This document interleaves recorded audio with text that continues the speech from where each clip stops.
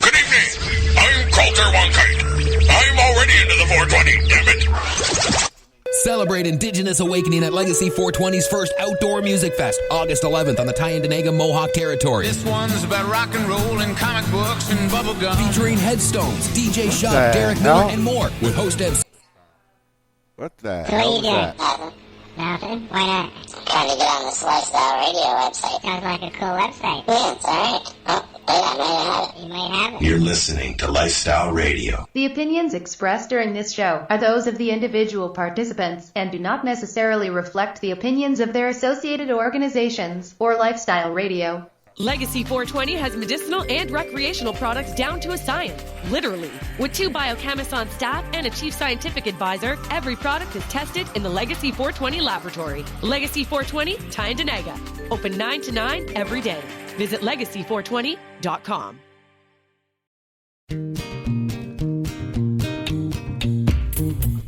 You like music, you like weed, well, we gonna be good friends indeed. This is how much I like more than smoking trees. They'll make you dance the do-si-do and teach you how the chiba grows. Smoke a bowl on the 420 radio show. Yo. Yeah, see, we couldn't hear it, so we couldn't sing along. On Lifestyle Radio.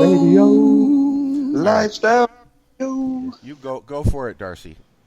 I just did. Lifestyle Radio. Yeah, and you know what? Jim Melvin, who did that for us a couple of years ago, has also now done one for Coffee and Cannabis with Marijuana. Nice. Yeah, thank you to Jim. Jim loves doing stuff for us. It's great. Long-time listener and friend. We like Jim. You know what? Last year, being able to see them play live in front of my face was the whole reason for going. You know that, right? Oh, well, yeah. I'm hoping. Yeah, no, I was part of the reason. Yeah, sure. Because you wanted to come and see me and, you know. And hold your hand. Yeah. See if the legend was true. Yes. He snores really loud. No, he doesn't. He doesn't snore at all. Oh, was that Chrissy? Sorry, Chrissy. Have a good one, man. Yeah.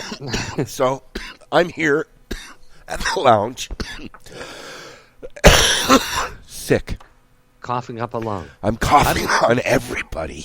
I'm going to cough like that here in a few minutes. So, I'm going to let Darcy and Marcel talk to you for a minute so I can clear my lungs here.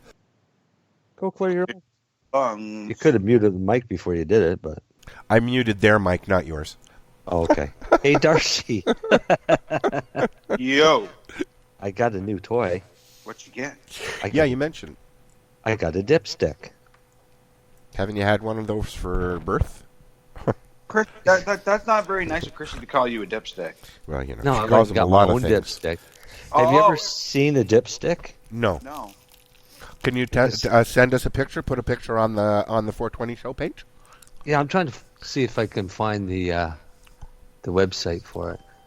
Well, you're looking for that. I just wanted to make mention that this week we've got a lot of stuff to talk about. It seems Mr. Ford has been up to his shenanigans again. Yeah. So we've got a post here from CTV News titled Cannabis Landscape, a province-by-province breakdown. So we're going to spend some time going through this, I think. What do you think, guys? Yep. Now, since you're in Nova Scotia, let's go down to Nova Scotia first, because we got a whole shitload of talking to do about Ontario when we get there. Cool. First of all, I just wanted to let our listeners know that Mr. Nice Howard Marks passed away. Yes, I saw that this morning, and I have been trying to I've talked to him once or twice, and I've tried to get him on the show. Actually, remember, Marcel, when we had we had a bunch of drug traffickers from the 90s and the 80s on Darcy. We had Robert Platshorn on from the Black Tuna Gang.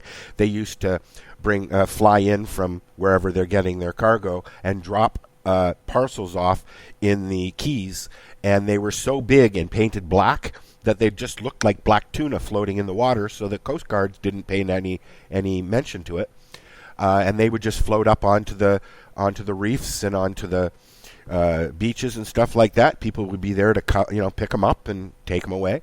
We had a couple of brothers. One's a pilot, one's a boatman, doing the same thing in the 90s, bringing stuff in from Jamaica and stuff like that. So I tried to get him on, and I tried to get the gentleman, Robert, I can't remember his last name, who his life story was the movie Midnight Express. Oh.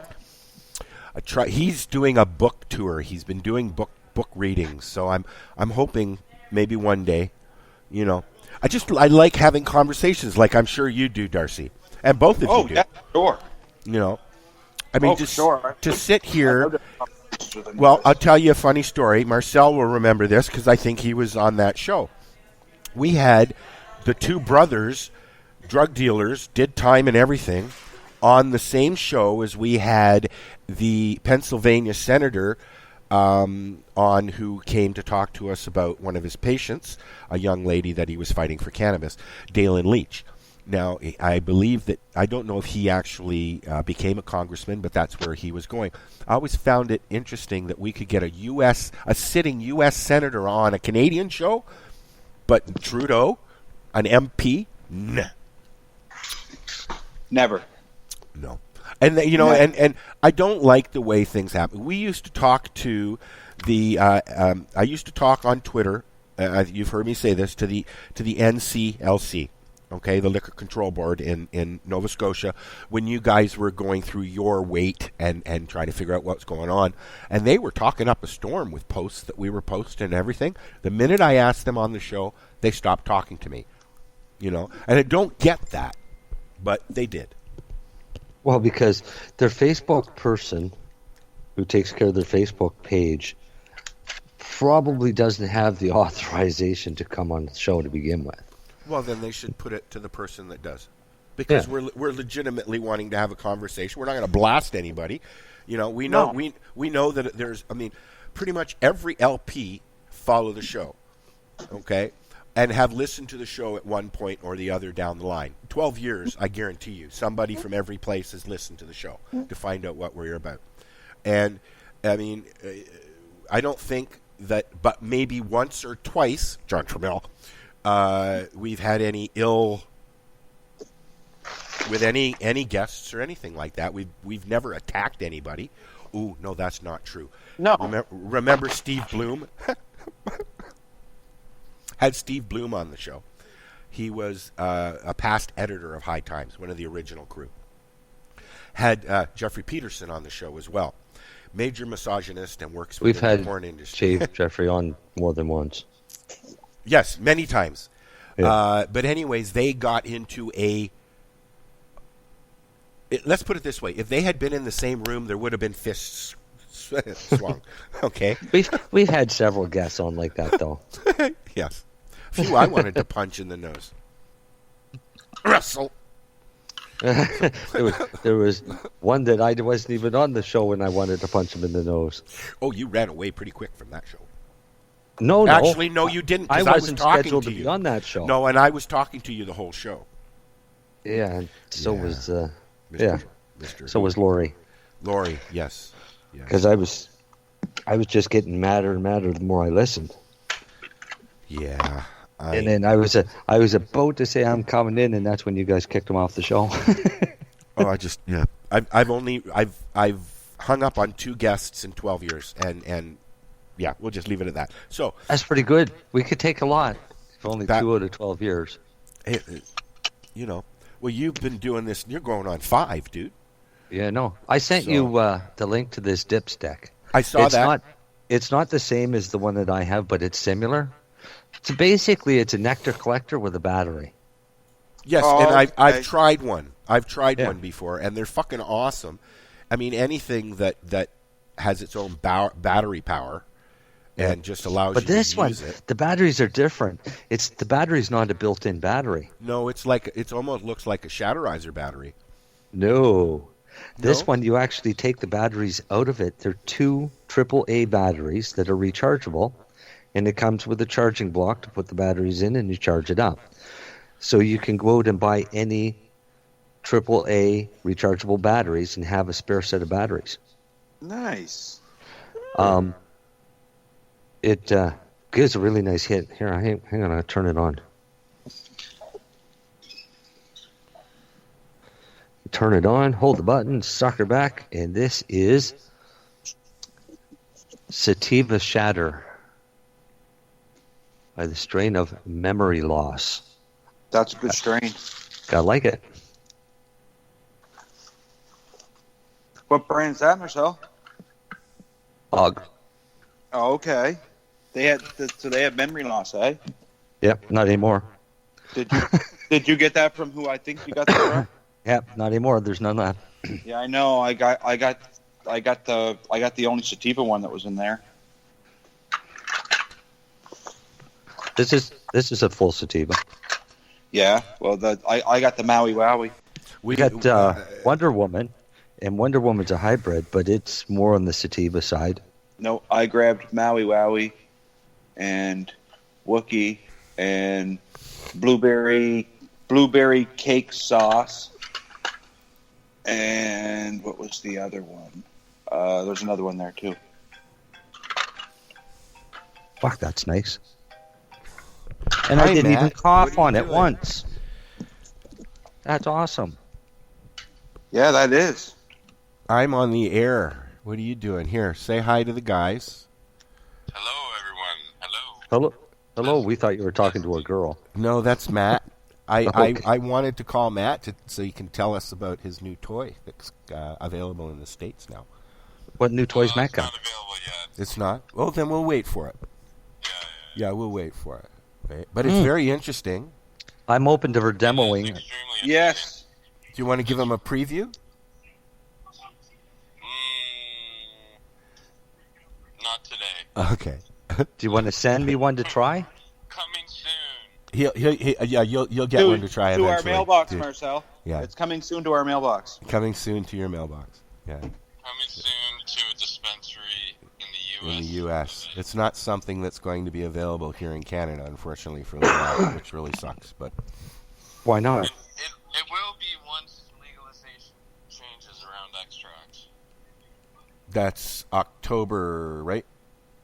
Yeah, we have. That's what we have. In October, but we have extracts now. It might be delayed a month or two. Yeah. You could just appeal to the medical market. Yeah, medical market's got lots of extracts. So what else is new, Matthew? You haven't. Just on the air? Yeah, we're on the air. Yeah. You haven't been on the show in a while, and even Paul has just come in. Hello, Paula. Matthew says hello, Paula. So, Matt. Yes. So I will let you go, and you will call me when you can tell me more about this stuff on the air. 100%. All right, buddy. We're probably 2 to 4 weeks away from a big announcement. Okay, cool. All right. All right, buddy. We'll talk to you later. Are you home this weekend? Yeah. All right, we'll talk to you later. Take care. Bye. So that was my buddy. That was kind of anticlimactic. I'm sorry. Well, he posted a big post about it, and then I guess that they're not ready for it. But that's okay. I will respect the sanctity of the friendship knowledge. But it's going to be really cool. I'll tell you that much. Okay? Where'd you guys go? We're here. I'm right here looking at a picture of pot growing in a wheelbarrow. That's not the first picture I've seen. So it says legal cannabis 50% more expensive than black market. Statistics Canada says black market cannabis continues to undercut Canada's legal market by a wide margin. You're fucking telling me. According to the latest crowdfunding price data released by Stats Canada. Yeah, it's time to open up a mail order dispensary. You think so? Yeah. So you think they're going to allow that? They can't stop the ones that are out there now. Those ones are making a fortune. Yep, they sure are. I have my friends coming to see me and showing me ounces that they get for like $100. Yep, they got $99 ounces. A friend of mine, I got to try some stuff from cheapbuds.ca the other day. I got to try their, what was it again? It was a Kush. Island Pink Kush. So Island Skunk and Pink Kush. Have you got dispensaries open there? Oh, yeah. I think there's still 5. It's a fucking war zone here right now. I tell you that. As far as dispensary goes, it is a frickin' war zone in a city that once had 80. That's because your premier's an alcoholic. He's just drunk. I don't know what the real reason is, but this is ridiculous. Because I can sit in Nova Scotia and I look at this. It comes out with this budget that they're going to get rid of the deficit. And I'm thinking, how in the hell are you going to do it? Till I start to realize that he's going to allow public drinking everywhere. Yep. He's going to allow public drinking, parks, beaches, movies. Right. That's going to be an increased revenue. And but we can't go to the movies and smoke. No, but the increased revenue is going to be that the taxes from the alcohol sales as well as the fines for people drinking and driving. No, the increased revenue that's going to clear everything up is fucking cannabis. And if they treated it that way, we know would do just that. We know that, but they don't know that. They ain't consulting anybody, but they're professionals. What the fuck do they know? Right. All they have to do is go in and lower their prices to get rid of the black market. $15 down the road here at the OCS store.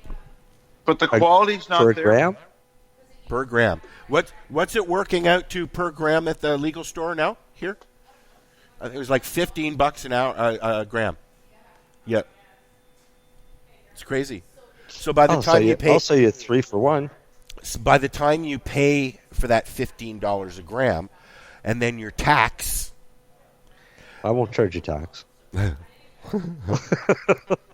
all out. I could use some more. Everybody loved. I still have some of your hash left, actually. Yeah, me too. I'm sure you do. I forget how many grams they made off that batch. That was 75 grams. Have you looked at what they're saying here? It says what's happening in Nova Scotia. They have 12 liquor stores. I don't agree with a lot of it. Surprisingly low interest in online purchases. Nova Scotians also behind 2 attempts to change federal rules around the drug, with one woman calling on Health Canada to permit the importation of CBD products. Yeah. But there's already CBD products available in Canada. We don't need to import CBD. We have lots of CBD here. I just smoked some. If they would hurry the hell up and license companies that have product or have access to product, then there wouldn't be this issue. It says here, the other one is planning a constitutional challenge. Yes. Over the new impaired driving by drug laws, and that is probably the best thing to happen so far. There's a few of them because, for one, I don't know if she's medically licensed, but she's a person with MS. She used cannabis the day before. She got stopped at one of the checkpoints, failed the breathalyzer thing. So and she has MS. And she has MS. Yes. And so they impounded her car and transported her to the station, locked her in a cell, and then they did the drug recognition expert come out and said, "You're not impaired." Meanwhile, she still has to pay to get her car out of impoundment. She lost 4 days of work. Yep. She's pretty pissed off because even though she was found not impaired, they still charged her driving under the influence and impound her vehicle. Yeah, that scares me. Impounding vehicles, impounding buildings. Yeah. You know, what is this? Fucking Britain in the fucking 50s? You know? Well, if it keeps up, the people will revolt. It's coming more and more every day. Before I forget, I want to acknowledge the passing of... Oh, we already talked about that, Mr. Nice, right? Did we already mention that on the air, though? Yeah. Yes. We did. Okay. And Julian Assange was finally arrested in Hungary, I think. No, in England. Okay, bye-bye. What was that? In England. In England. He was living in the Hungarian embassy or something like that. No, the Ecuador. Was it Ecuador? That's right. Embassy. Yeah. And he ended up pissing off the president of Ecuador. So yes, the president of Ecuador said, "Yeah, your Secret Service can come in and have him." Yeah, but Britain violated him as well, and violated his parole.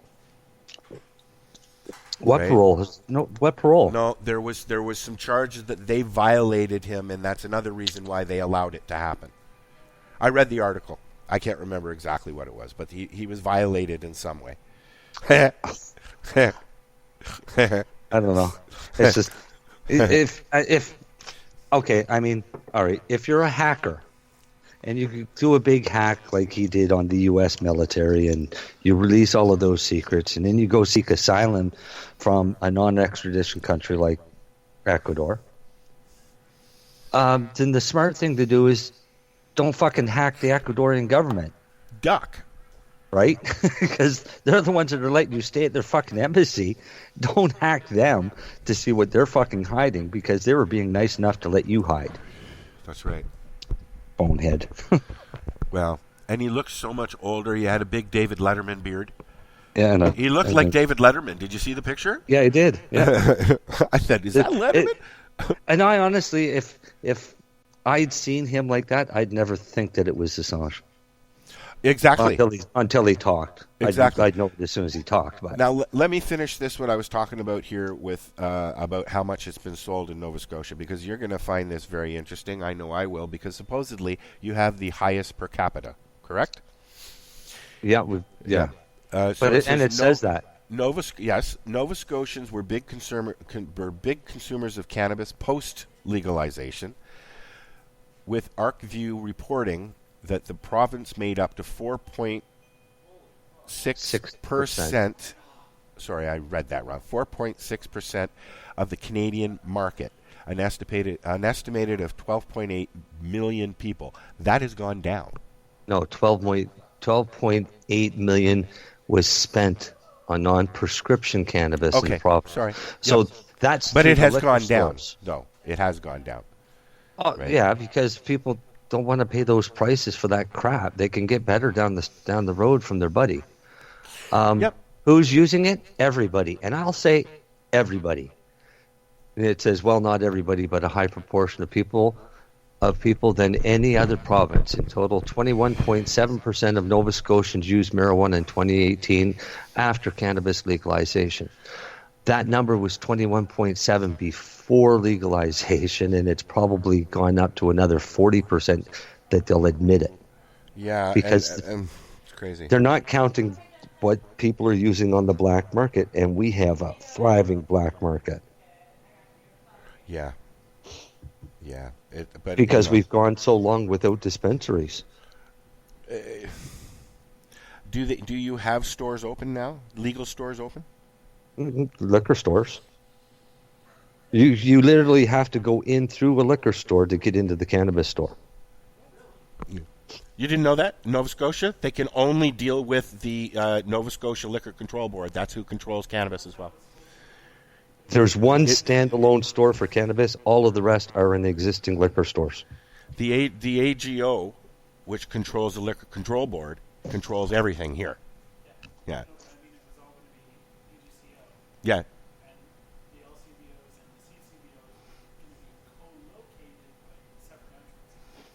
Yeah, no, that won't work. Now, is there any issues? Have there been any issues with it being in liquor stores? People acting up, people acting a fool? No. Stoners looking for booze, I've never seen a lineup.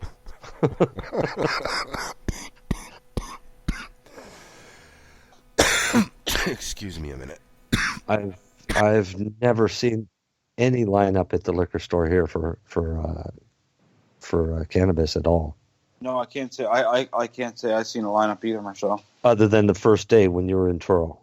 Yeah, well, that was just. I think that was more of a novelty thing. But even Amherst never had a lineup on the first day of opening. I went there opening night. There was no lineup. There were pictures of lineups. Not in ours, because we've never had a dispensary. Everybody here where I live pretty much grows their own. I mean, they create their own strains up in this part of the province. So have they continued shutting dispensaries down though, as forceful as they were? Since Heidi, I mean. Oh, they've still gone in and raided a few since Heidi, but I think a lot started closing on their own before they got raided. Yeah, like some places, all of their employees wouldn't come back to work after legalization. Yeah, so they kind of had no choice but to close because they couldn't stay open without employees. Yeah. Wow. But they didn't have a big sweep right after legalization, which everybody thought they were going to do. No, because they still have to go through the same procedure that they did before legalization, right? Do their investigation, retain a warrant, and go from there. How long does it take to get a warrant? 3 days, something like that. No, 2 to 3 hours. Oh, okay.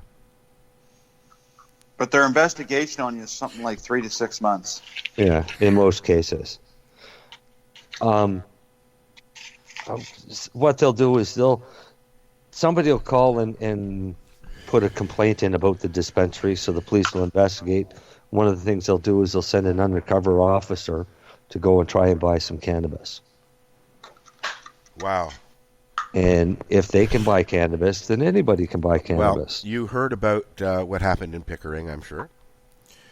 It was basically a market was raided, and the police came in, and the minute the officers came in, undercover guys revealed themselves.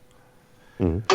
And they gave each vendor a ticket 3 times, 3 different tickets. Mm-hmm. And they took everything. What were the tickets they gave them? For trafficking, distribution, the normal. Oh, really? Right. Yeah. I think one of them was selling illegal weed, that kind of thing. I don't exactly know. I know that this happened. This I know. Okay, yeah. But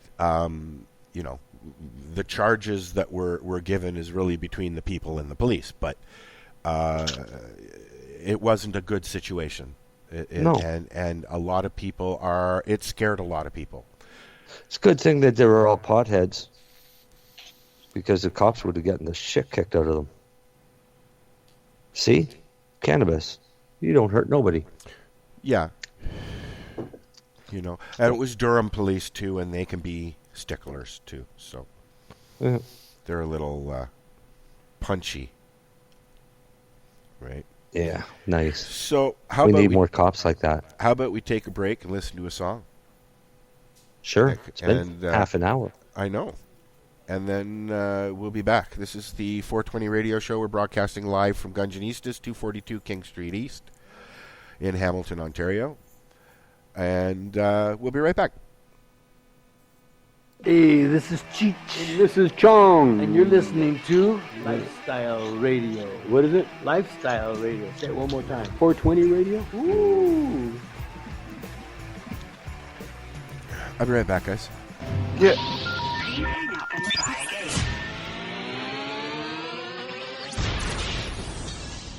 You're listening to Lifestyle Radio. Legacy 420 has medicinal and recreational products down to a science, literally. With 2 biochemists on staff and a chief scientific advisor, every product is tested in the Legacy 420 laboratory. Legacy 420, Tyendinaga. Open 9 to 9 every day. Visit legacy420.com.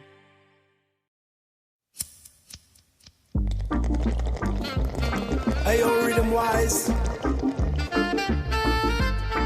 Check out red my eyes. Oh, yeah. I want big bump of the ganja, but in the rhythm of the bass I'm on ya. But all the people say Hakuna Matata, but now worry ganja smoke alone, yeah. I want big bump of the ganja, but in the rhythm and the bass I'm on ya. But all the people say Hakuna Matata, but now worry ganja smoke alone, yeah. Oh, nice Saturday morning, not care if a sunshine or storming. Oh, the sun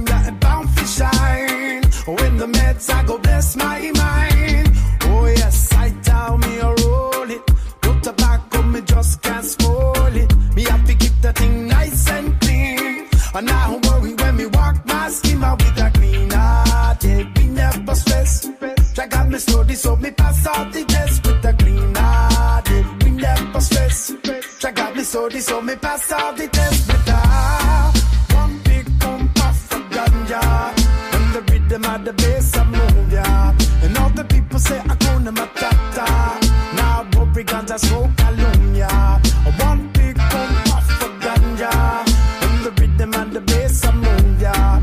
And all the people say Hakuna Matata. But now worry ganja smoke alone, yeah.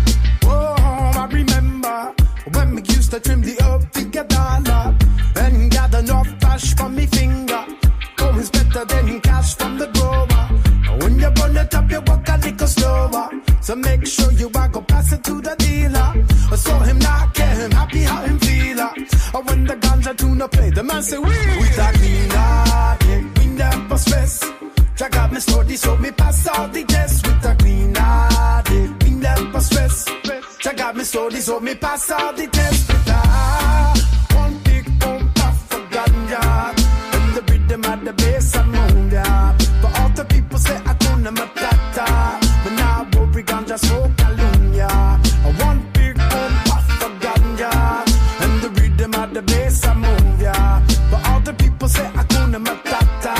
But now worry ganja smoke alone, yeah. I bring you listen overstand me, man. Me not so sure about the legalization. From when we was a youth, me pay about $10 a gram. And still today, me pay the same and no inflation. And if the government up on the taxation, then pack it up like cigarette contamination. I mean, no one no second, I did not me sense. No chemicals when me burn me blueberry and with one big pump puff of ganja. And the rhythm of the bass I move, yeah. All the people say Hakuna Matata. But now worry ganja smoke alone, yeah. One big pump puff of ganja. And the rhythm of the bass I move, yeah. And all the people say Hakuna Matata. But now worry ganja smoke alone, yeah. Hey, you read them wise. Check or read my eyes.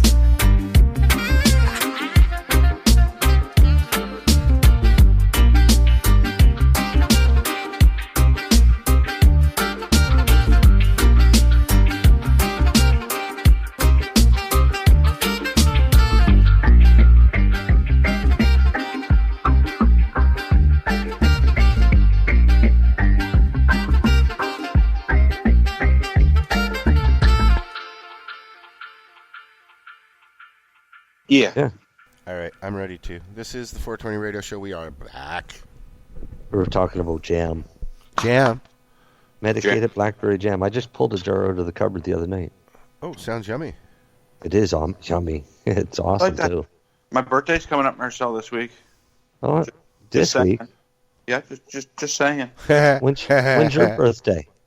On Thursday, and I got to fucking write. Sorry. I love to go write a pesticide exam on my birthday. Oh, bonus. No, I don't, but I got to do it. So it's got to be done. Finally, you're going for your clearance, are you?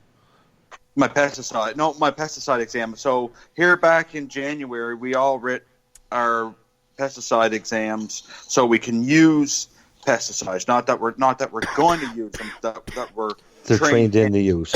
In the use of them, because Health Canada requires you have to be trained in the use. Yeah. So, long story short, I went and wrote my core exam and then my specialized greenhouse exam, because that's the closest one they have for indoor. And I passed like WMIS for growers. Yeah, I passed one exam, but I didn't pass the other one. I failed it by a half a point. Oh, dude. Yeah, so I gotta go back and write it, which is all right. It was just the math work, because they give you half points for if you show your work but you get the answer wrong, or if you don't show your work and just write the answer. So, yeah. Well, sounds like they're trying to help, and you fucked up. But the funny thing is you're allowed to have all these graphs and all this stuff on the walls in your grow room to show you how to mix this stuff. But in the exam, you can't have that piece of paper beside you to help you as a trainer. It's kind of like a calculator. Yeah. You're not allowed to use it. Wow. Start studying, buddy. Oh, I've been studying. I looked at a little bit of it today at work, and I'll keep peeking at it. It's not hard. It's just You know, Marcel gave me a good piece of advice the last time when I read it. Don't think of it as a pesticide. Think of it as something different that you're used to using or mixing all the time. Like a fertilizer. Like a fertilizer, right? So that's what I think of it as. I think of it as fertilizer, and everything goes great. Yeah, don't overthink it.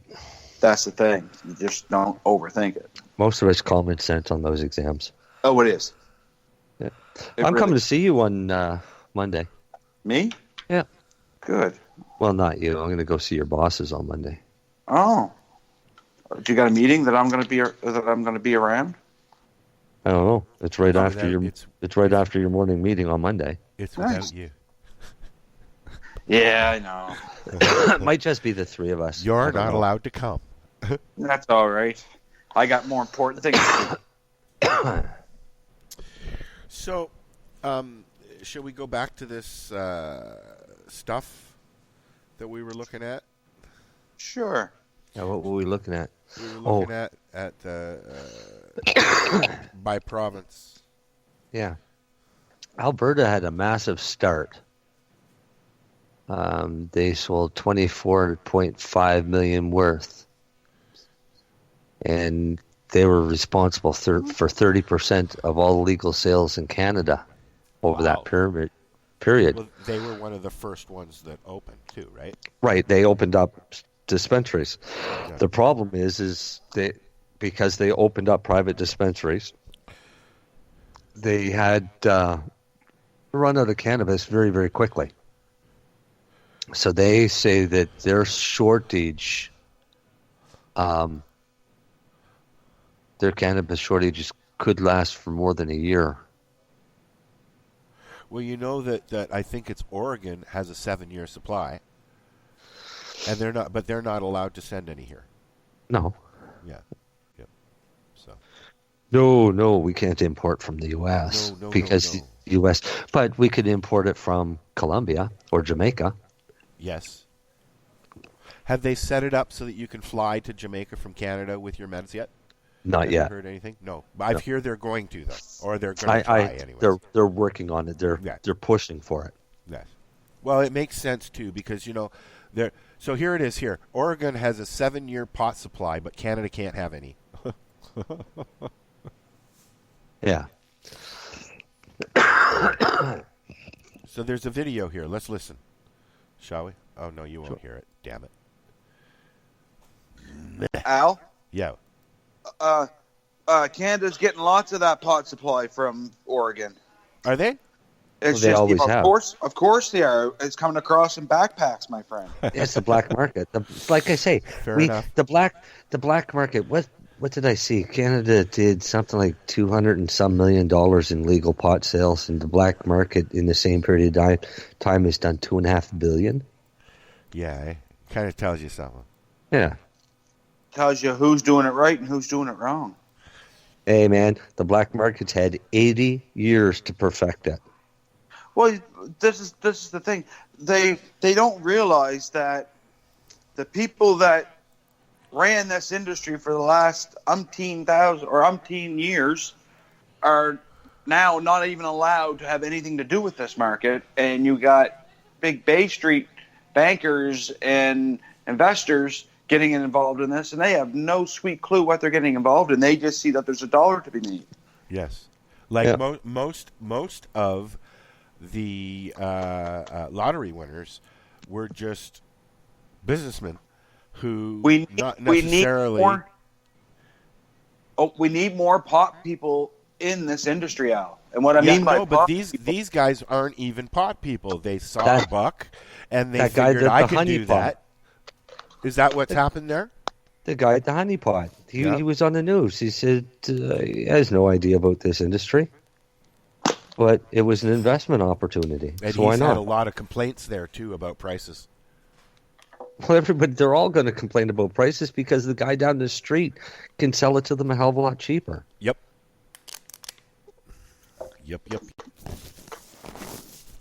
What can you do? The government sucks at math. Smoke it. The government sucks at math and comes out and suggests a price point based on what licensed producers tell them who have no experience growing or selling cannabis.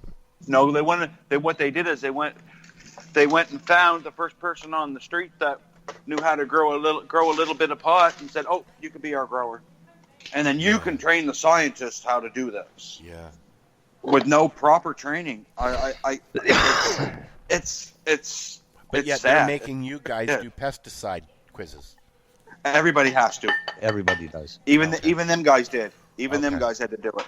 Okay. The difference is them guys are the difference with us and them is I find them guys they went to school for 25 years and learned everything they can about plants and life and microbiology and all this stuff, and I learned everything from a hands-on experience.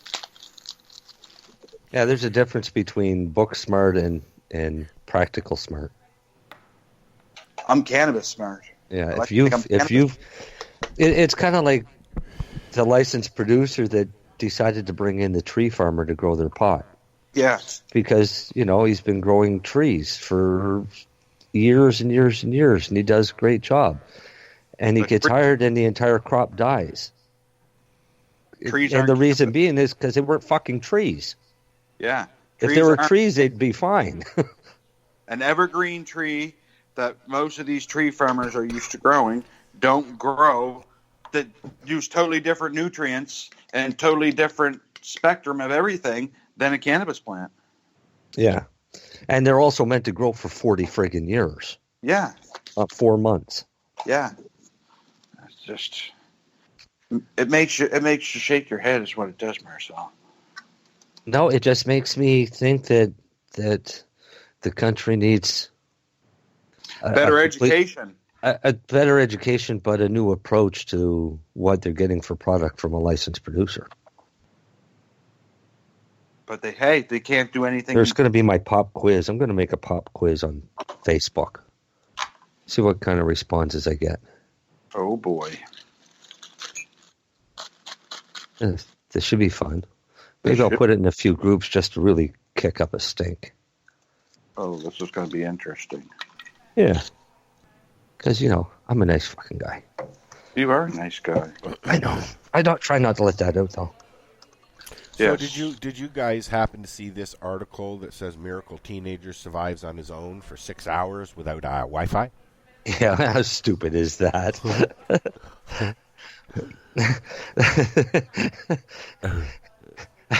But with some of the kids, we lost our power over the winter, and I thought our kid was going to go nuts because she, couldn't talk to anybody, couldn't charge her phone, couldn't watch a movie, nothing, no Wi-Fi, nothing.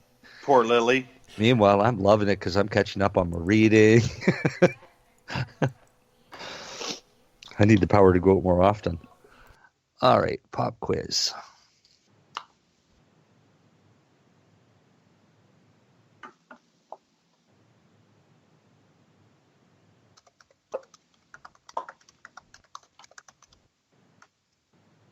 Are we done talking about provinces now? Or? No, do you want to talk about more provinces while I type? I want you to talk more about Ontario and what's going on up there. Ontario. A lot. The whole thing on Ontario is actually pretty cool. I'll read you the whole thing. What's happening? Right. You go ahead. The Ontario government rethought its approach to cannabis sales a few months before the October 17th, 2008 legalization date, deciding to use private retail operators instead of the LCBO liquor agency. Thank you, Mr. Ford. As a result, no stores opened in the province until April 1st, and large cities including Windsor and Kitchener remained without any physical retail cannabis presence. Even then, 12 of the operators granted licenses were fined for not being able to open on time. 77 of the province's 414 municipalities have decreed that no cannabis stores will be allowed to operate within their borders.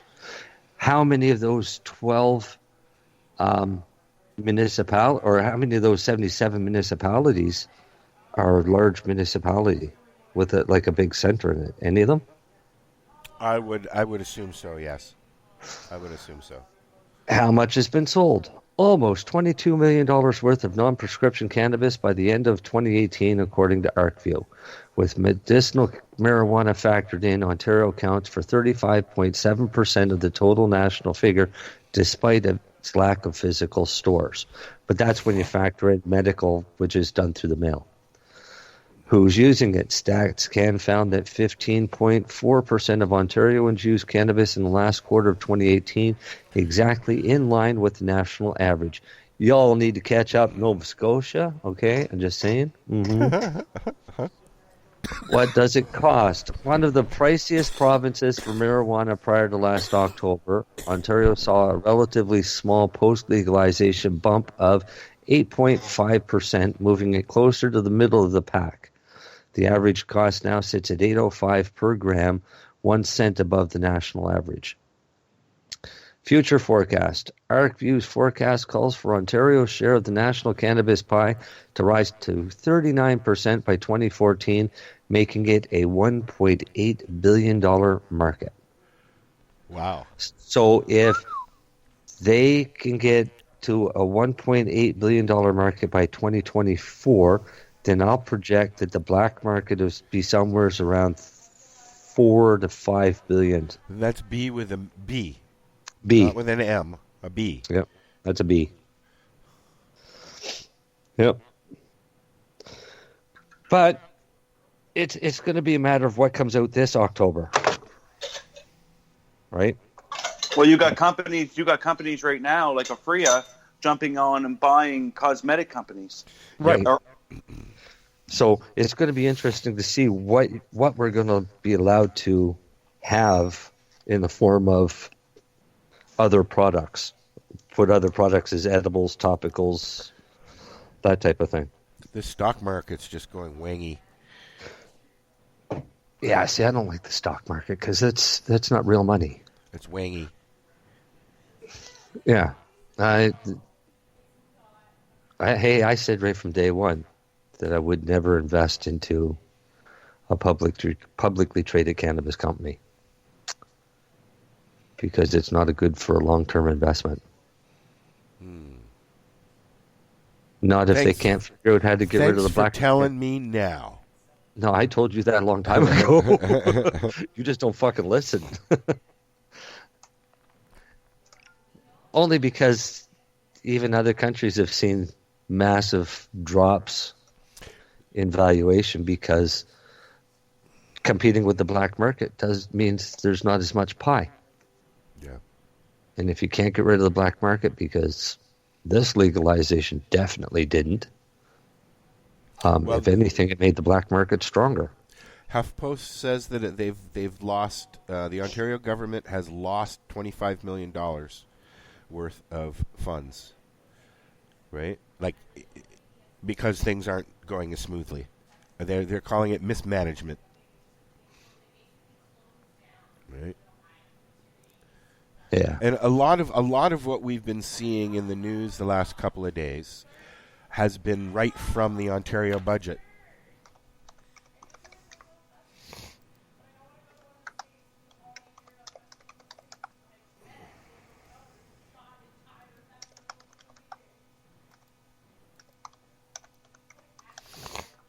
So what are we talking about now? Darcy's going to do his grow talk while I type. Okay, Darcy, you go ahead. Darcy. I think Darcy rolled away. No, I'm here. This phone is just driving me crazy. All right, do your thing here. Do my thing? I'll do my thing, I guess. What do you want me to talk about tonight? Give me something now. Or not. Okay, I guess I'll just sit and talk about... I'm here. Well, hey, it's spring. How about choosing a good location? And how about bug control? Yeah, you'd be getting into that again now. Yep. Mites and shit be coming along soon, right? Well, not just that. You got all these people starting their plants indoors, so knowing what to stay away from for soils and stuff, I guess, is a good thing to talk about too. Well, yeah, and I'd also like to suggest to people, don't use Miracle Grow to grow your cannabis. Don't use it for anything. Yeah, see? You know? See? You're catching on now. Yeah. Miracle Grow is not good. Sorry, Bear Monsanto. I apologize to Bayer and Monsanto, but that's okay. They make money off me anyways from my metformin. So. Oh, nice. Yeah. So no, making sure you don't buy the wrong stuff, because I mean, it can really you can suffer in the end, man. You really can. When you go to put all them lovely little plants outside and you notice that you got an infestation and you don't know where it came from because no one's been in your room. You're the only one in there. You haven't been around anyone else's crop, so you're like, scratching your head because you started everything from seed. So the bug isn't hiding inside of the seed, so where did it come from? Well, the first thing I would rule out is my soil or my whatever I'm using as a media. That's why I like to use. You can buy them. They're little compressed. It's called Hydropeat. That's the name of the product. It's called Hydropeat. It's compressed cocoa. It's I don't want to give people the wrong information, but it's 70% cocoa and 30% peat, or 30% peat and 70% cocoa. Anyways, it's a really good product. I like it. It's almost as a substitute for rock wool. So you can use it instead of rock wool, because rock wool will not break down in the environment. They are recycling. There is places that recycle it. I don't think there's any in Canada as per se. I know there's a bunch over in Germany and over in Europe, but I don't think you really want to mail your rock wool all the way over there. So that's why I tend not to use rock wool as much. It's a wonderful product. It just don't break down in the environment. So once it's made, it's made. It ain't going anywhere. And it takes so long to break down. So that's why I try to use products that are more friendly to the environment per se. But every person grows differently, so you can use what you would like. That's just my preference anyways. So yeah, what else? What else here? We can go with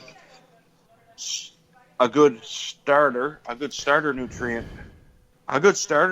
to use for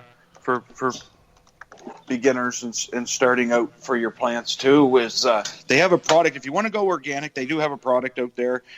General Hydroponics has it. I usually don't buy a lot of their products because they are owned by Bayer Monsanto. They just got bought out. General Hydroponics did, so I'm assuming their General Organics line is being made by them guys too.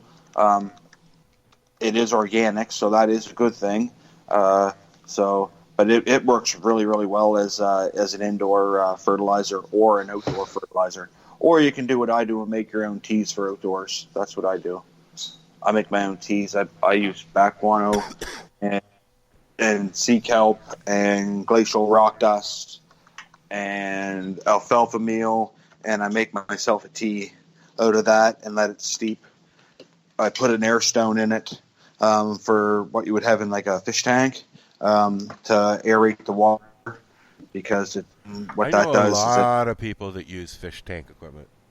Yeah, well, when you aerate your water like that, it releases more oxygen into it, which then does something to the microlife underneath there. I'm not a scientist, so I don't know everything that goes on. But it does work.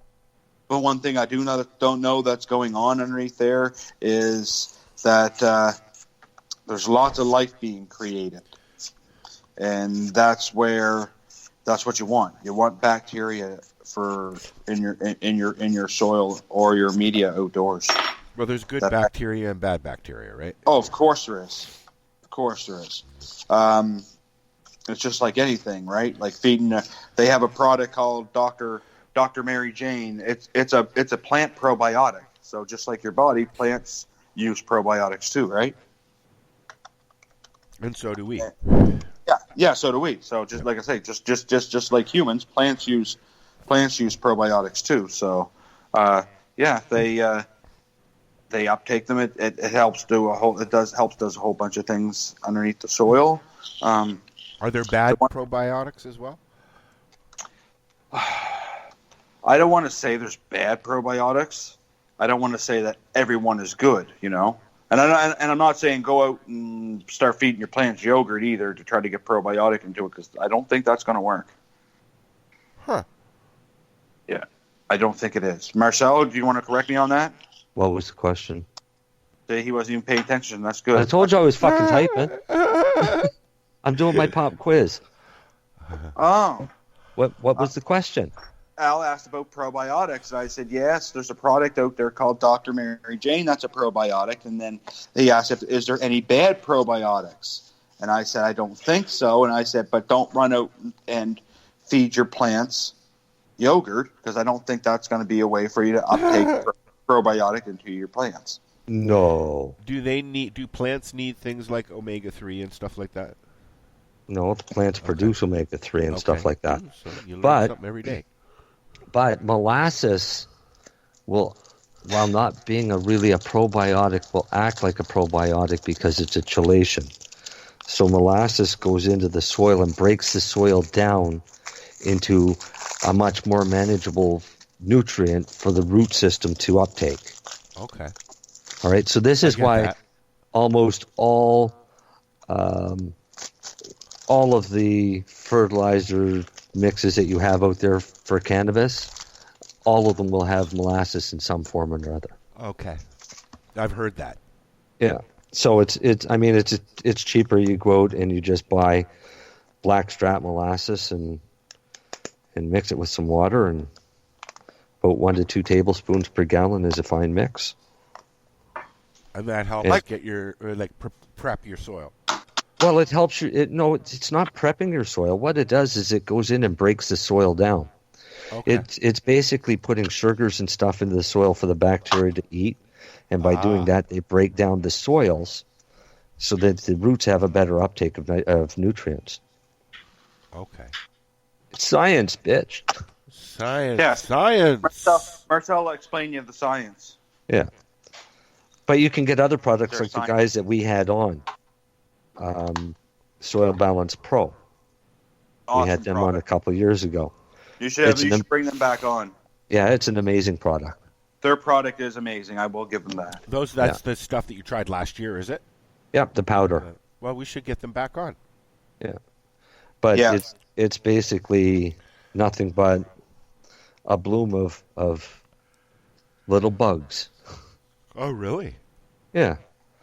That go in and Eat everything. make your roots super healthy. They're like little microorganisms.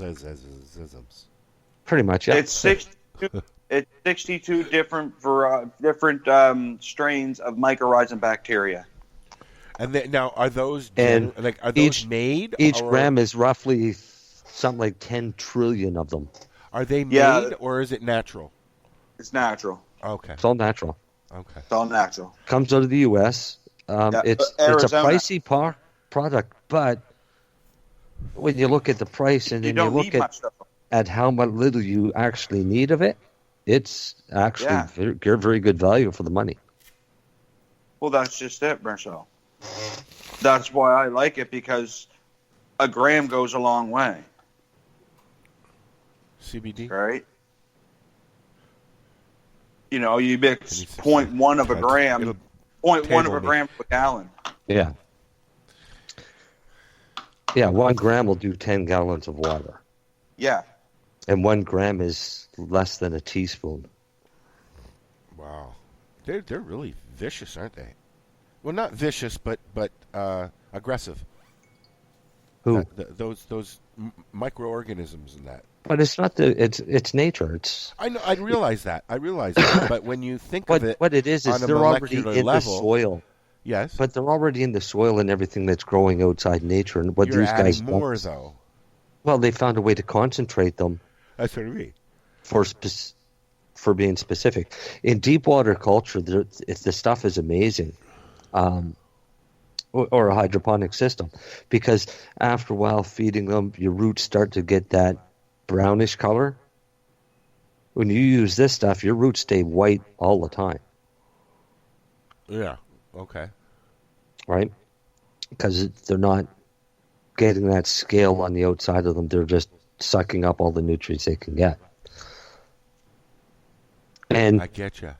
They get a 600% increase in the terpene levels on your plants. Yeah. I mean, it's a massive how much the smell changes using this stuff. Oh, yes, big time. I put it on 2 plants, and I didn't put it on the other 2 plants, and I know 2 plants isn't really a true test, but it was enough for me to get a sense of what I was working with. There's a reason why they sang "Ooh, ooh, that smell," you know. Mm-hmm. So, you know,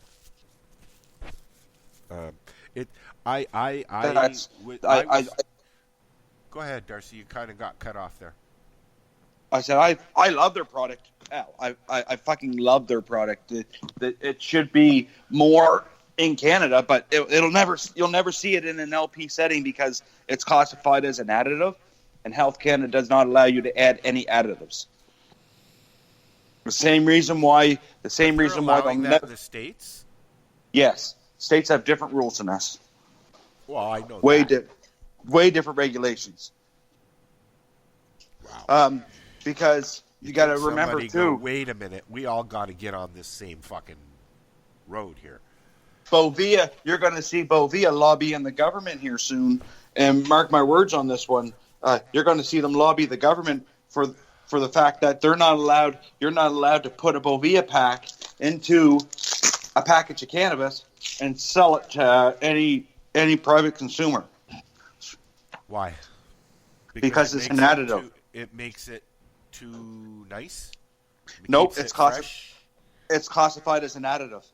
Well, you're adding something to the cannabis. But if I did that in my home, who would care? They don't care if you do it in your home.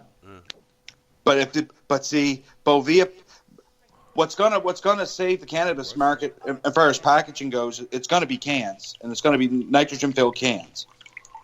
Huh. But the next best thing you're going to see, Al, is you're going to see Bovia packs, man. Bovia packs, they work.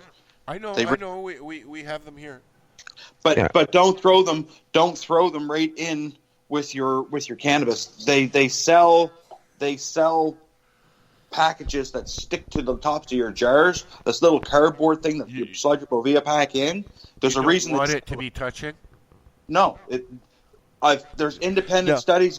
Changes the smell? No, it leaches. The independent studies that it leaches into your product. Oh. I've never seen any of these independent studies. I'm going to throw that right out there right now. I was told about these independent studies, and I was told from a very reliable source. I don't like that. No.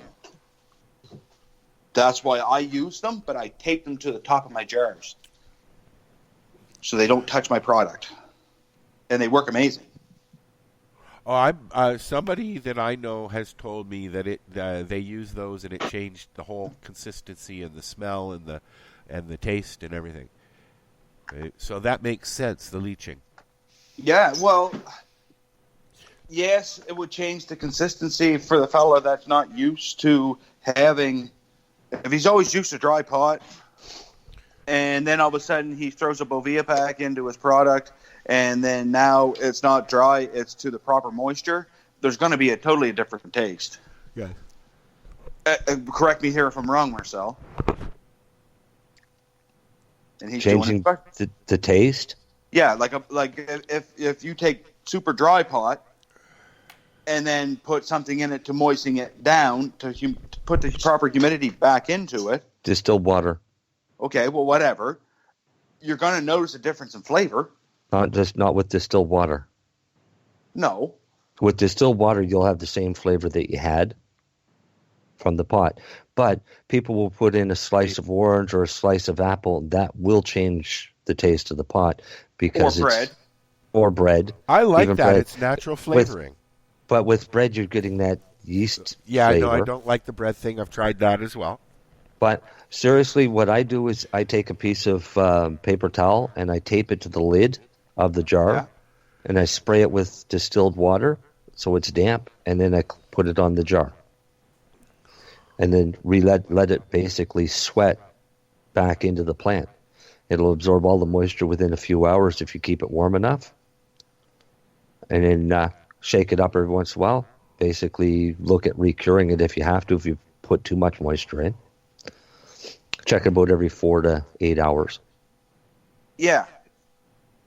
I've been rehydrating pot for, probably 30 or 40 years.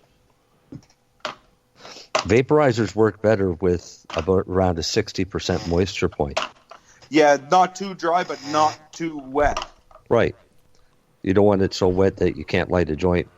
You got that sweet spot there, Marcel. Yeah, which is around 60% humidity, which those Bovita packs try to provide or keep you at that 60%. You get you got a 50. There's a couple different humidities with them because they use them for all sorts of different things. They use them for cigars. They use them for hydrating other stuff. Like when you go on their website, you look at it all. There's like 20 different things that you can use them for.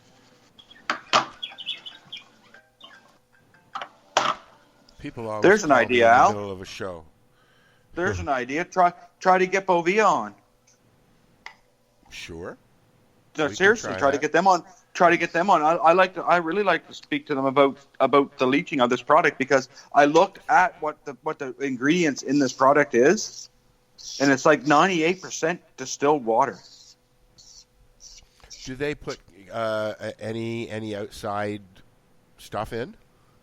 It's and quote me here. I'm gonna check right now. There, I put my pop quiz up.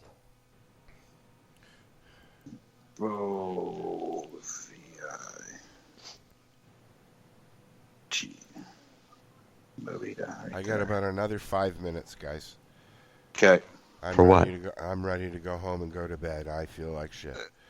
Okay. Sniffles. 2 seconds here, Alan. I got something for you. How it works. Safety data sheet. Okay, so Bovia sells 2, 4, 6, 8, 10 different humidities. 32, 49, 58, 62, 65, 67, 69, 72, 75, and 84. The most common are the 62 for cannabis. Okay. Because it's for your vaporizer. And your joints. products are 20 to 50% reverse osmosis water, potassium citrate monohydrate, whatever the heck that stuff is, Marcel. It's 50 to 90%. That's the hydrate.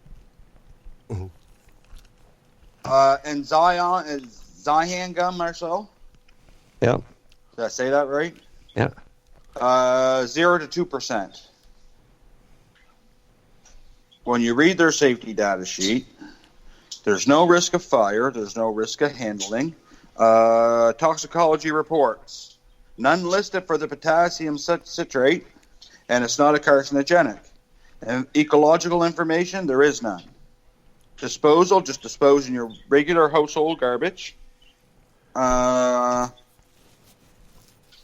else is here? What happens if you eat it? Where's that one at? That's the one I want to find because that's the important one. This product is a water-soluble comprised of chloride, sodium chloride, Zion gum. So any toxic effects of these salts are diluted. So that means that it's not poisonous if you eat one. Would it not, Marcel? Pardon? I said, would that statement mean if someone was to accidentally eat one, say a kid, like a Tide Pod, that it's not going to hurt them because it says this product is water soluble, comprised of chloride, sodium chloride, and Zion gum. So any toxic effects of these salts is diluted. What is in them? Are they only little, if it's little? Only if you add lots of water to it. Are they little circle things, like little pebbles? No, you're thinking of desiccant. Okay. Yeah, no. This is the liquid inside of them packs, and it goes hard as a rock. When it's no more good, it goes hard as a rock. Okay. And I'm pretty sure you can re-moisten if you put a little bit of distilled water on that. It would rehydrate it, and it would work again. Maybe I don't know. I've never tried it. I don't want to take that chance. You can dry out silica packs and reuse them for desiccants. And they say the same thing. They all say do not eat, but they're not toxic or anything. If you do eat one, it's just you could choke on it. And it has a pH. It has a pH of 9. So I mean, really, from what I see here, there's really low toxic issues if someone was to get into it. No, I don't think there'd be anything toxic in it. No. I mean, giant gum is in everything. So then my thing is, what's leaching on your product? Is it the potassium citrate? Probably. And then it's potassium citrate? Yeah, potassium citrate. Potassium citrate monohydrate, Marcel. Yeah.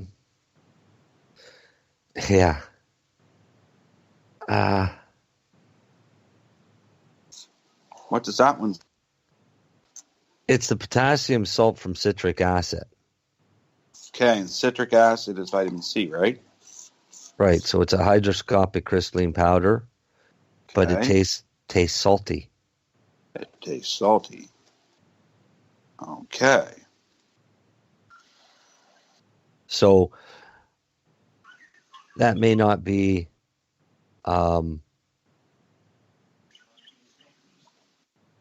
but it absorbs moisture from the air. What else is in this? Zion gum, 2 to 5%. 2%. What are you pronouncing the Zion gum? Spell it. I will here in 2 seconds. Here, just give me 2 seconds here. Back into where I was. Zanthan. Is it a Z or is it an X? Oh, yeah. Xan, sorry. Yeah, X. What else was in it? Reverse osmosis water. 3 ingredients. That's it? Yeah, 3 ingredients. Water, potassium citrate, monohydrate, and that Xanthan gum or whatever, however you pronounce that. Xanthan. Yeah. That's it.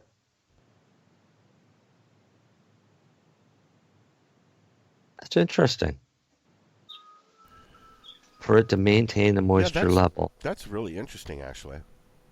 I mean, they're all safe products. Xanth gum is used for thickening agents in food. And gum. So then what? It's a stabilizer. So then what would be... So then, really, there's no harmful effects there. Other than the dye on the packaging.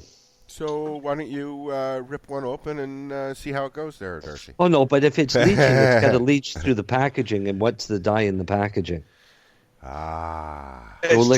Go lick a piece of cardboard and tell me if you like the taste. Is the dye in the packaging must be like nature, like? Oh, I'm hoping it would be food grade dye. They've got everything else as food grade, but like I say, go lick a piece of cardboard and tell me if you like that flavor. Because no, thank you.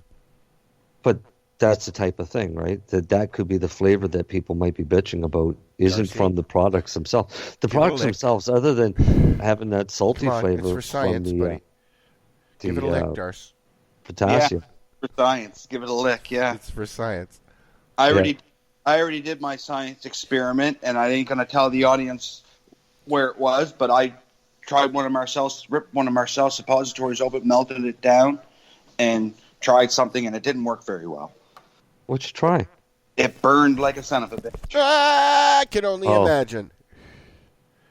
Oh, I'm telling you, my legs jumped for about 15 minutes. Well, you used it as a topical? At least you found out. No, he used it for something else. Oh, okay. I already know what you use it for, so we don't even have to go into that. But nope. That's what I said. At least we know it's not an option. Scratch that off the list. It's kind of like our friend that put cannabis oil into his eye to see if it might help regain his sight. Yeah. Burn like that burns even worse. Burns tell for me, like tell a me week. something. Like, would that be something that you could use? There's a lot about going on now about filling up your belly button and then just letting it absorb in because it's the fastest into the membrane. I'm finding out because I'm testing it. Okay, so that's what I was going to ask you. What about something like that with your whatever he's trying to do? Well, that's what I'm testing right now. Okay. It's being tested this weekend as we speak. Oh, okay. Because I read that, and then I went and started reading the science, and I like the science behind it, and it might be. It sounds very sensual. It doesn't have to be sensual, though. Okay, so here's the question, though. When you fill up your belly button with whatever you're using, how long will it take for it to absorb? That's what we're going to find out. Okay.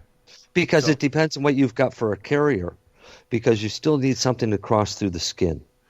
Yeah, so you're not going to be able to use like a coconut oil or something like that. Well, right? Coconut oil will allow some products to go through. Okay. But if you added, we were talking about this on Ira's show. If you add limonene and what's the other one? If you make the proper extract, you're going to have limonene in it anyways. Okay, but there's one that's really good for the rubs and stuff like that. Oh, crap. I can't tell you. I could tell you, but then I'd have to kill you. Starts with a V. And then I'd have to kill all the listeners. Okay. Well, that's a threat that we're not going to follow through. You need transdermal cream. You need a transdermal cream. Right. You need something that. And there's a number of different products that'll go through the skin. Some like will do aloe it faster vera than will, others. Right? Not really. Aloe vera more protects the skin than anything. Okay. So it's it's on top. But there's some. Oh, go ahead, Marcel. Sorry. There's some essential oils that will do it. Okay. Okay. So what's we'll have to get Lenny what am I thinking of here? Belly buttons. Lavender.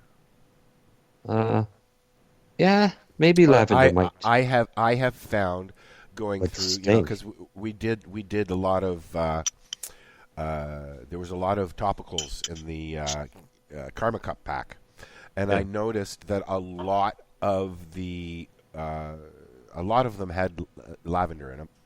And other acidy stuff because you need something with an acid in it to break through the skin, right? Yeah, kinda. He's not going. Al, he's not going to tell you. There's all kinds of things that break through the skin. DMSO goes through the skin instantly. Okay. And anything that it dissolves, it carries across the skin. But DMSO is not the most fun stuff to work with. No, and it dries your skin out. And it's extremely hard to mix. And you got to moisturize every time after you're done using it. Right. But it's awesome for eczema and things like that. The hard to treat or even severe arthritic pain because it goes directly across the skin. Huh. We learn something new every day. Yeah, it just has some side effects that some people don't mind and other people find rather irritating. As soon as you come in contact with it under your skin or whatever, even if you're wearing gloves, because it'll go through a pair of gloves, as soon as it comes into contact with your skin, you'll taste garlic. Instantly garlic. That's the first thing I found. I took a great big blob. Marcel said, don't use it a lot. Oh, no, Darcy didn't listen. Took a great big blob and rubbed it on both of his legs, and instantly I tasted garlic and my breath stinked. Yeah. Well, garlic will absorb. I bet you not even 2 minutes after I was starting to rub. With me, if I'm mixing it, because I hate the taste, so if I'm mixing it, I wear a double pair of gloves, and I'll still end up touching a glove with it. And it'll go right through the glove, and I'll get a taste. Wow. So, I space out the mixing of that to long intervals. So I'll mix up one big batch, get it done, and then go for a month or two without having to do it again. Cool. So, guys, but it works. But it works really well. Did you go answer my pop quiz? Me? Pop no, quiz? not yet. Oh, where's your pop quiz? I am rolling joints as I'm talking to you Do a right now. pop quiz, John? been there, done that, already smoking it. Yeah, well, I'm waiting till I'm done here, and then I'll do my usual routine, and yeah. You got to buy a host so you can smoke in your house. I know. Where's your pop quiz, bud? I was looking. I'm going to look at one tomorrow. Get an extra room that you can have for an office to do your show, and then you can sit and smoke in it. Yeah, well, this is it. What are you looking? Valleydale, and I'm gonna find out more about the one on Kent Road. Wasn't the one you sent me the picture of? The one on Kent Road is that one that looked like it was all done over in pine on the inside. Oh, yeah. Yeah, that's one of them. Nice piece of property comes with it. Really nice piece. I need a big property because of a big dog. Yeah, and I could almost have cows. No, don't. And don't have chickens, for fuck's sakes. Oh, no. You learned your lesson, right? No. I love it. Have you had chickens? Chickens, so. Yeah. Yeah, but you also must love rats. Yeah, but because you can't have one without the other. Really? You can. It's just you got to do things proper. They like. No, you'll still have rats, don't they? And I didn't do things proper the first time. They like. There's no proper way to raise chickens without having rats. But what's the reason for that? Because they like droppings and the stuff that comes from the chicken and all the seeds. Oh, they waste a lot of food. Oh. Okay. Chickens throw food when they eat, and rats love that food. Okay. Yeah, Marcel came to Marcel's seen the ones I used to have. My dog does that for popcorn. Yeah. My dog does that for popcorn. She likes popcorn. I mean, if you're not a chicken farm raising chickens for eggs to sell as an income, don't fucking raise chickens. Yeah, huh? Because really, all you're doing is just feeding How the rat many eggs population. do you get from one chicken? One. Well, one egg a day. That's all? Yeah. One. Oh yeah. One a day. A day. Wow, I thought there was multiple. Oh. So you think though, if you get $4 for a dozen eggs, figure out 300 eggs a year, because they don't lay when they molt. So they don't. Do they lay eggs on Christmas? Yeah. Yeah, it just depends if they're molting. But the thing is you've got to go out every day and get that egg. Yes, even in the winter. Even in the winter, because you still got to go feed them. They'll freeze quick. Yeah. You can still eat them, but they'll freeze. Yeah. No, I don't want to eat frozen eggs. Doesn't really change the flavor of the egg, but it does change the texture a bit. Yeah. It makes it more rubbery. Yeah. Frozen eggs, yuck. Yeah. Yeah. But it's fine for baking and things like that. I'm going to go home soon and get baked. Guess what? You go home and get baked, Al. Yeah, buddy. I used that dipstick earlier. I think I'm still baked. Do we want to do any shout-outs or anything other than Hope? If you need help relieving yourself of opiates, let me know. Yeah. Go get some Hope. Come in Thursdays. Ira's going to get involved. Ira Price. Jack loves it. So we're going to give it a little push and see if we can't get some attention and help some people. Seriously, help some people. Right? If I can't sell them weed, I'm going to make sure that they get it so that they can relieve their suffering from opiates. You know, Hamilton, Ira told me 2 weeks ago on his show, we were talking about the opiate crisis in Canada. Hamilton has the worst opiate crisis in the fucking world right now. Way to go, Hamilton. Yeah, way to go, Hamilton. Yeah. No, way to go. Thank you, steel industry. Way to go, Hamilton doctors, for pushing opioids and not cannabis. I had a guy. Thank you to the steel industry. There's a regular guy who comes in. I won't even say his name. He's left a couple of times in tears because nobody will help him. He went to his doctor today, And his doctor, he said he was in so much pain, he's walking like a fucking 60-year-old man, hunched over, like me. Okay? And he doesn't want that. And his doctor says, so when are you going to try pain management? And they want to send him. You remember a few years ago, I used to talk about Kelly's injections that she used to go and get, Marcel? Yeah. 22 shots a week. That's what they want him to do. And I have asked him to postpone that and try microdosing with a Shatterizer instead, to see if he can cope with that instead of having to go through. You get 3 days before, while you're waiting for your shots, in fucking misery. Then you get your shots. You suffer overnight because it hurts. Okay, you're getting epidurals, you're getting this, you're getting that. And then you've got 3 days of maybe pain-free. And then you're back at it again. It just does not seem worth it. I've had 2 very close friends go through that. And I watched them. Did you go through that, Darcy? I had cortisone shots in my pectoral muscle. That's exactly what Kelly was getting. And I'll tell you right now, ever since I had them shots, I always get little sharp pains in my chest, like right at the injection site where it was. And they don't last. Like she did it for 3-4 years, and it doesn't last. It got to the point where she was just going because that was her regiment, and if she didn't go, the pain was worse. But it didn't. After a while, it didn't do much of anything, and they tell you that at the beginning too, do they not? Oh yeah. This might not last very long. Yep. So we used to sit. I would take her, and we used to sit in the lobby. And while she was in getting her shots, I was out in the lobby talking to people about cannabis. And the doctor used to come out from behind the curtain and go, "Shh." None of that here. Yeah. Anyways, guys, let's wrap this up. Is there anything else you wanted to mention? You never answered my survey. I'm sorry. You shared it, but you never answered it. What's the question? Ask me the question. Hold on 1 sec. You're falling apart here. Okay, ask me the question, and I'll answer it right here. You have to answer. You can read the question where you're going to answer it. Okay. I did share it, didn't I? Yeah, you shared it, but that was it.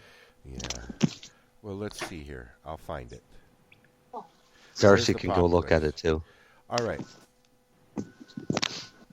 So the questions are, would you change your mind about all LPs? And would this be one you might deal with? And you're talking about not one specific, right? No. You have to read the whole thing. I am. There's a lot of bitching about licensed producers, whether it is chemically poisoned, grown by inexperienced growers, overpriced, poor packaging, etc.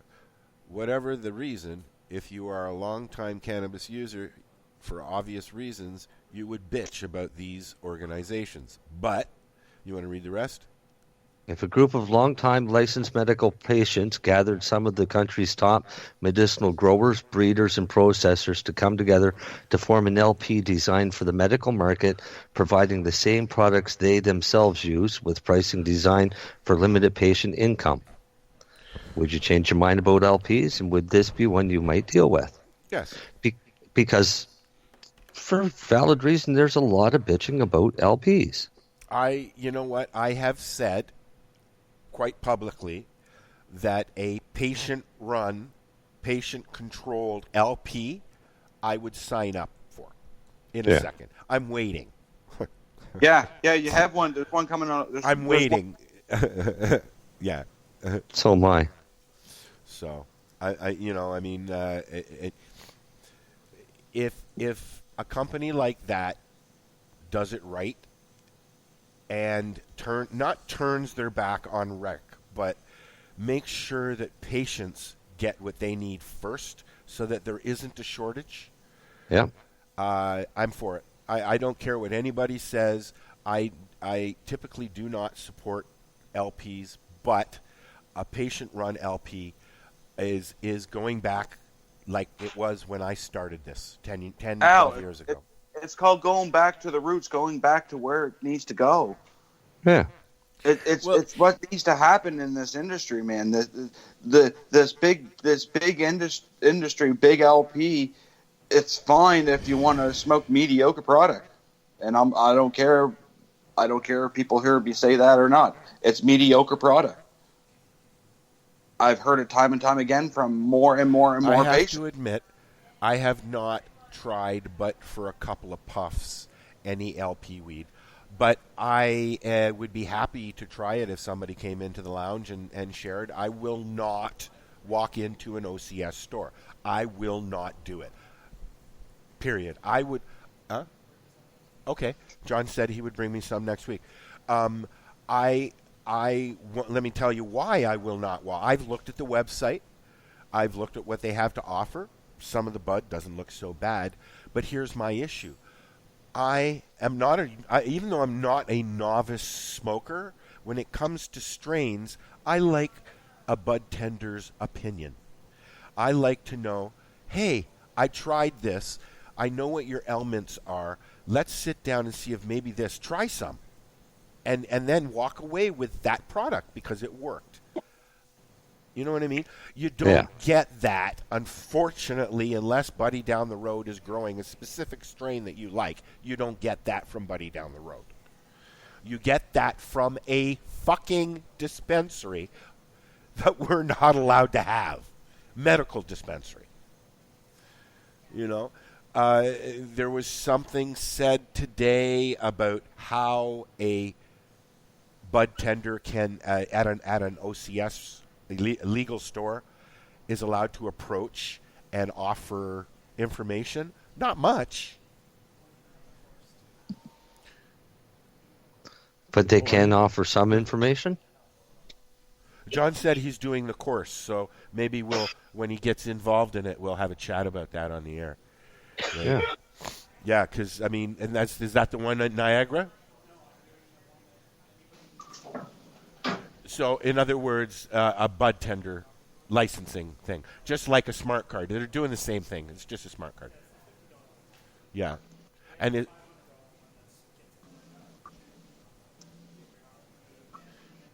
bring the paperwork in so I can see it. I'm interested in that. It might be something I might go to, just to say I did, and, you know, knowledge is key, right? If we're going to sit here and we're going to educate people properly, I want to be educated properly. I don't retain shit like that, unfortunately, because of my dyslexia. I do. But yeah, you do. Yeah. So is this an online course, John? So is it...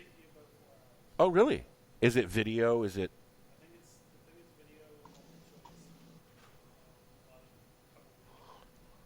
All right. So how about in a couple of weeks, we'll sit down and we'll do it. Do it on the air. Do you think they would mind? We've done that before. I've done a lot of quizzes and questionnaires on the air before. So, yeah, let's do that. That's exciting. Yeah, do it and then help me through it. Yeah, that'll be not answer the questions for me or anything. That would be wrong, but. So you're going to be proud of me, Marcel and Darcy. During the conversation with Ira, Dr. Ira Price, I co-host his Higher Estate on Wednesdays at 3 o'clock. So he tried to throw me a loop and asked me what CBD was. And I piped up and said, cannabidiol. And he went, Al, that's right. I don't think he was expecting me to know that because nobody else did. But I have a good time with Ira on his show because it's like this is the guy who the doctors call to say, hey, I need some updates on my education on cannabis. You know? So we're going to be doing some broadcasting from around the events and stuff like that. But I was going to go to the Indigenous Cup because I couldn't go last year. But I can't go this year now. I have fucking Who tickets. Ooh. The Who. Ooh. Yes, we're going to go see the Who too. No, you need to go. You need to save your money. You got that, did you, John? The You need to Who stay. too. Daltrey and Townsend. There's only 2 left. They'd be awesome to see. Oh, yes, yes. Well, you see, I'm giving up. In Ganjahnistas, there is the Indigenous Cup, and we are going to be there broadcasting, but I'm going to have to stay home because I've got a concert to go to. And then, but also that weekend is Hempfest here in Hamilton, so I'm going to be doing that as well. So it's going to be a busy weekend going back and forth from Toronto to Hamilton with me, I think. Yeah, there's that. I was going to be a busy fella. Yeah, yeah. But I'm looking. I missed going to see Rod Stewart last year to go and see the Headstones, and I was okay with that because the Headstones rule. It was awesome. You know. Did you guys fall down? No. No. No, not at all. I was listening to you. I'd like to go on and have a chat with Dr. Ira sometime. Well, when you're here, I'm going to make sure that we do a show with him. Cool. Okay. That'd be awesome. Do you guys know when you're coming yet? No. Okay. My Airbnb is booked. You know, we have an Airbnb here now you can use. A little far from Toronto, though. Only an hour, and I'm back and forth, so I can bring you.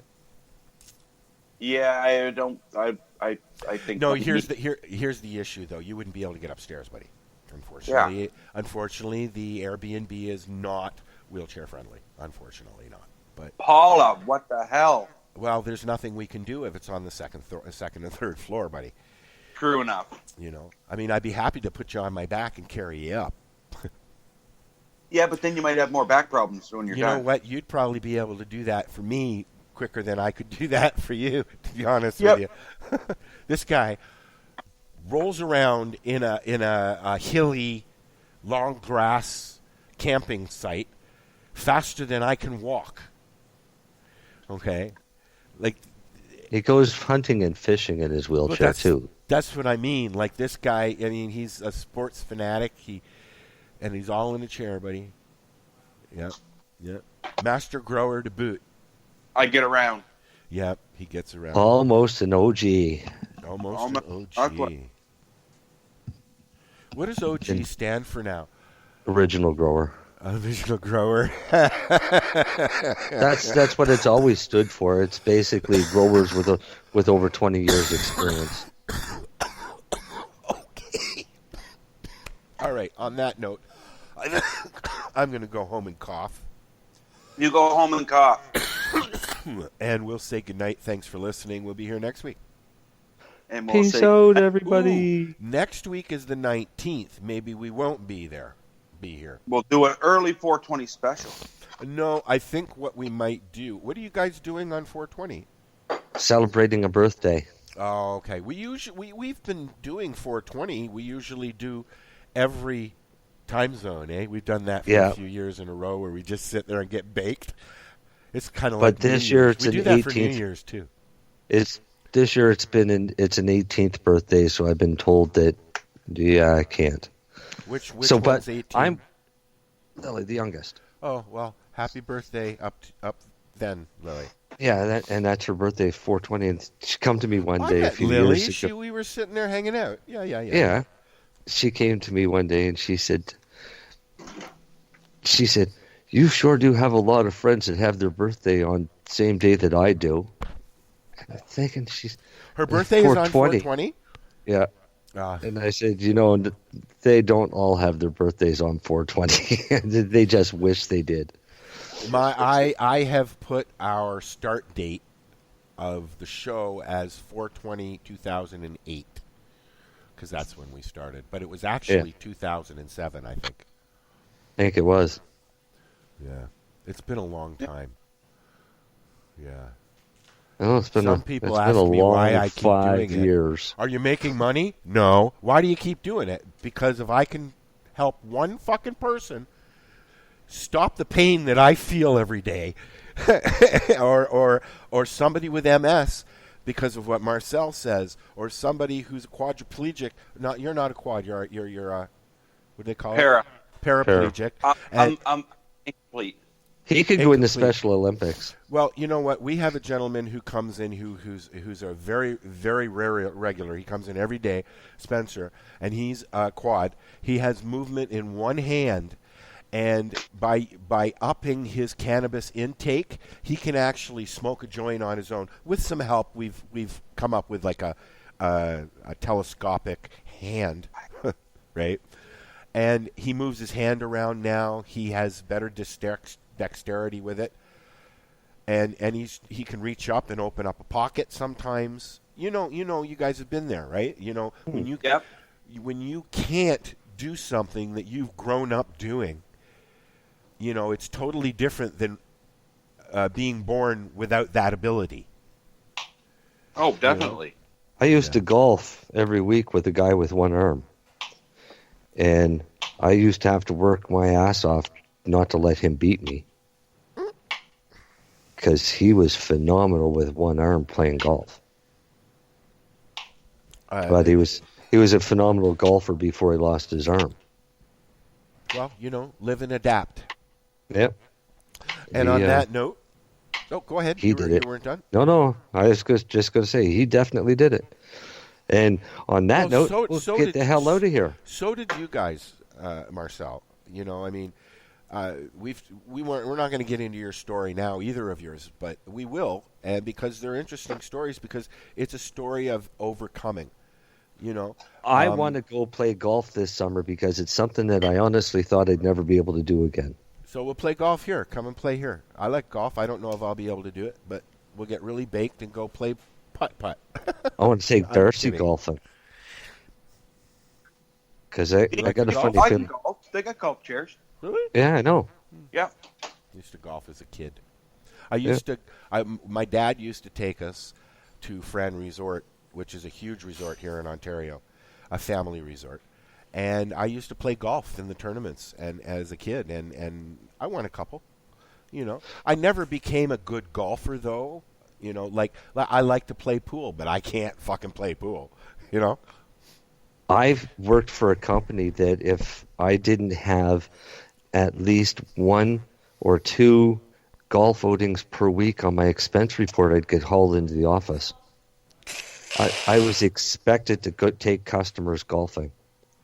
So within 3 years of playing, I was down to a 6 handicap because I was playing probably 4 or 5 times a week, and it was all paid for. It was awesome. So I'm going to run this thing so we can say bye-bye now. Yeah, you say bye-bye. I just want to say thank you to Tim Barnhart and his Legacy 420 for sponsoring us. And we'll see you next week. And the people at Chatterizer, we like them too. Yes. Well, I kind of put Matt on the spot there, but hey, he's my buddy. Yep. I'm allowed to do that. Cool. All right. We'll talk to you later. Bye. All right. We'll talk to you. So what are you doing? Nothing? Why not? Trying to get on this Lifestyle Radio website. Sounds like a cool website. Yeah, it's alright. Oh, you might have it. You're listening to Lifestyle Radio. Legacy 420 has medicinal and recreational products down to a science. Literally. With 2 biochemists on staff and a chief scientific advisor, every product is tested in the Legacy 420 laboratory. Legacy 420, Tyendinaga. Open 9 to 9 every day. Visit legacy420.com. So what are you doing? Nothing? Why not? Trying to get on this Lifestyle Radio website. Sounds like a cool website. Yeah, it's alright. Oh, you might have it. You're listening to Lifestyle Radio. The opinions expressed during this show are those of the individual participants and do not necessarily reflect the opinions of their associated organizations or Lifestyle Radio.